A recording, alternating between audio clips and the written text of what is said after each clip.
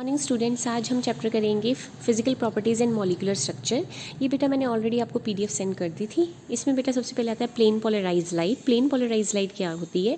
When a monochromatic light is pass through a Nicol prism, its vibration are retained only in one direction. देखो बेटा, normal light जो होती है हर एक plane में वाइब्रेट करती है, लेकिन जब आप लाइट को नाइकोल प्रिज्म में से पास कर देते हो तो वो सिर्फ एक प्लेन में वाइब्रेट करना शुरू कर देती है। इस लाइट को कहते हैं प्लेन पोलराइज लाइट। ठीक है, कि जब मोनोक्रोमेटिक लाइट को नाइकोल प्रिज्म में से पास करते हैं तो बेटा वो सिर्फ एक प्लेन में वाइब्रेट करना शुरू कर देती है। ऐसी लाइट को कहते हैं plane polarise light.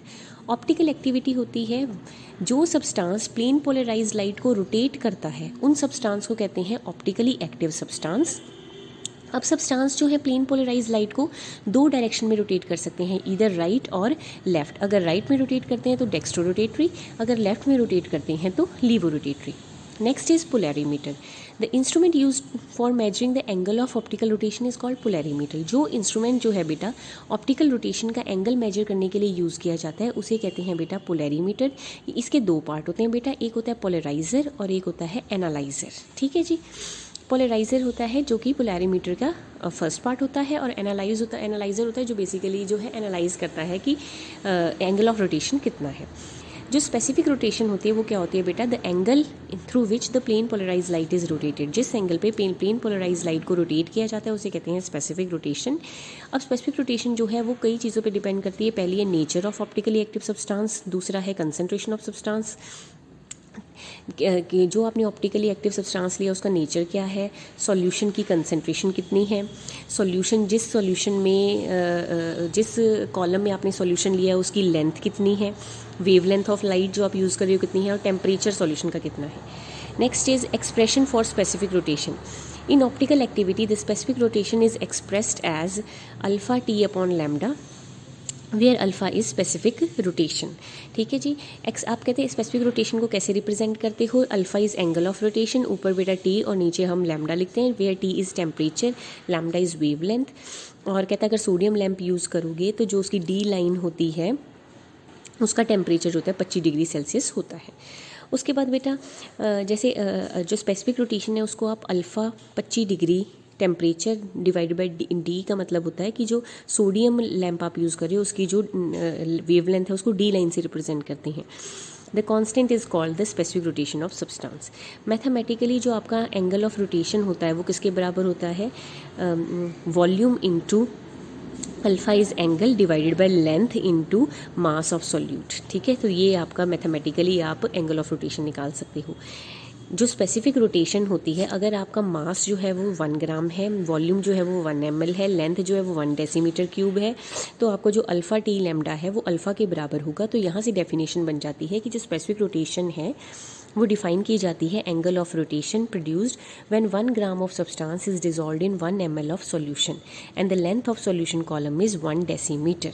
If C gram of the optically active substance are dissolved in 100 ml of solution, then mass is equal to C and volume is equal to 100। ठीक है, उसके बाद है बेटा मोलर रोटेशन। क्या होती है? मोलर रोटेशन में वही स्पेसिफिक एंगल ऑफ रोटेशन लगाना है, बस उसको मल्टीप्लाई कर देना है आपने मोलर मास से। मोलर मास डिवाइडेड बाय 100 से, तो वो आ जाएगी मोलर रोटेशन। ठीक है, अगर कोई प्योर सब्सटेंस और प्योर लिक्विड आप ले रहे हो तो जो डेंसिटी ऑफ प्योर सब्सटेंस है उसको आप मास अपॉन वॉल्यूम से रिप्लेस कर सकते हो, या मास अपॉन वॉल्यूम को आप डेंसिटी से रिप्लेस कर सकते हो। देखो फॉर्मूला था alpha into mass upon alpha into volume divided by mass and L.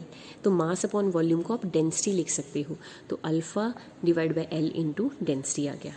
Dipole moment क्या होता है बेटा? डाइपोल मोमेंट आपको अगर याद हो तो डाइपोल मोमेंट होता है चार्ज इनटू डिस्टेंस का प्रोडक्ट। म्यू, इसको म्यू से रिप्रेजेंट करते हैं। इसकी यूनिट होती है डिबाई। डिबाई इसकी यूनिट होती हैं, और इसको 10⁻⁻18 इलेक्ट्रोस्टैटिक यूनिट के बराबर होता है। ये मैंने आपको इनऑर्गेनिक केमिस्ट्री में डाइपोल मोमेंट के बारे में बताया था। अगर डाइपोल मोमेंट की हेल्प से आपने निकालना हो तो डाइपोल मोमेंट कैसे निकालते हैं? μ1² प्लस μ2² प्लस 2 μ1 μ2 कॉस थीटा। बेटा ये a² b² plus 2ab cos theta वाला फॉर्मूला है। डायाटॉमिक मॉलिक्यूल अगर कोई दो मॉलिक्यूल हो जैसे HF या HCl तो उसके लिए बेटा आप ये ऊपर वाला Q इंटू डी वाला एक्सप्रेशन यूज़ कर सकते हो। लेकिन अगर कोई ट्राइएटॉमिक मॉलिक्यूल है जैसे ABC, तो हम उनके बीच में जो है बॉन्ड एंगल थीटा निकालते हैं और बॉन्ड मोमेंट्स देखते हैं AB और BC। AB के बॉन्ड डाइपोल मोमेंट को μ1 कह देते हैं, BC के डाइपोल मोमेंट को μ2 कह देते हैं और उनके बीच में बॉन्ड एंगल हम थीटा ले लेते हैं।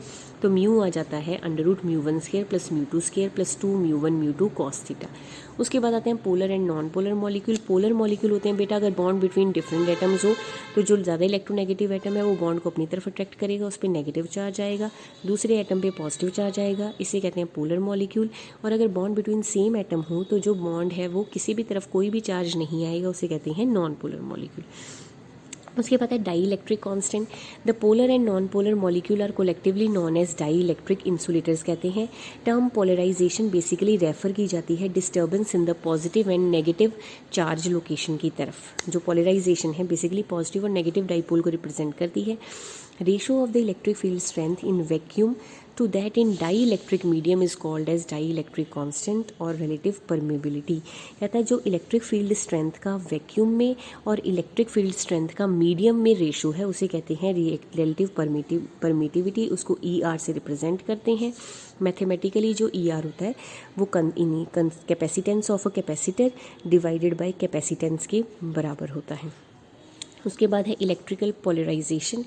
जब कोई नॉन पोलर मॉलिक्यूल को बेटा दो पैरेलल प्लेट के बीच में रख दिया जाता है तो उसमें बेटा क्या होता है, एक तरह से पोलराइजेशन डिवेल्प हो जाती है, इसे कहते हैं इंड्यूस पोलराइजेशन। इसका फॉर्मूला होता है μ = अल्फ़ा × x, जहाँ पे x होता है स्ट्रेंथ ऑफ फील्ड और अल्फ़ा होता है पोलराइजेशन कांस्टेंट, पोलराइजेबिलिटी कांस्टेंट। ठीक है बेटा, तो आज के लिए इतना ही, बाकी कल करेंगे। Thank you.